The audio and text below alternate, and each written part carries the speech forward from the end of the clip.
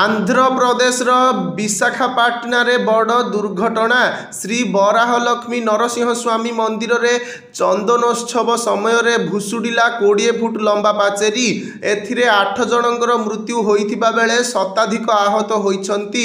SDRF एवं NDRF दल घटनास्थल रे पहुंची रिलीफ एवं उद्धार कार्य जारी रही। घटना संपर्क रे सूचना पाइबा मात्रे आंध्रप्रदेश गृह एवं विपर्यय परिचालना मंत्री घटनास्थल रे पहुंची थिले। जिलापाल हरेन्द्रक अनुजाई श्री बराहलक्ष्मी नरसिंह स्वामी मंदिर रे चंदनोत्सव कार्यक्रम चलीथिला। मंदिर रे प्रबल भिड़ थिला। एही समय रे हठात मंदिर 20 फुट लंबा पाचेरी भुशुड़ी पड़िथिला। सूचना देई से कहिसंती जे दुर्घटना रे 8 जनकर मृत्यु होइछि एवं शताधिक जन आहत होइछंती।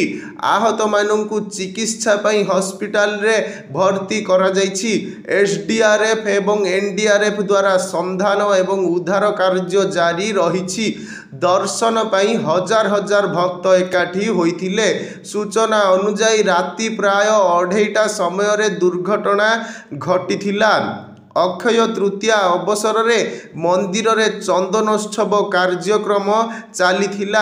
एही पवित्र अवसर रे विश्वास करा जाए जे भगवान बराह लक्ष्मी नरसिंह स्वामी तांको प्रकृत रूप रे भक्त माननकु दर्शन दियंती। एथिपाई मंदिर रे भक्त माननकर एक बड़ भिड़ होइथिला। भिड़र चाप जोगु मंदिर 20 फुट पाचेरी हठात भुशुड़ी पड़ी जहा फल रे अनेक लोक भग्नावशेष रे फसी जाइथिले।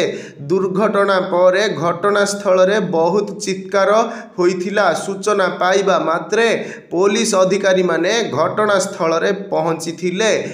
एसडीआरएफ एवं एनडीआरएफ दल को डका जाइथिला। रिलीफ एवं उद्धार कार्य आरंभ होइथिला। भग्नावशेष तले चापी होइथिबा लोक माननकु बाहर करा जाइथिला। दुर्घटना रे 8 जनकर मृत्यु होइथिला। एसडीआरएफ सरकार घटनार तदंत करिवे एवं पीड़ितंकु क्षतिपूरण देबे बोली प्रतिश्रुति देइछंती।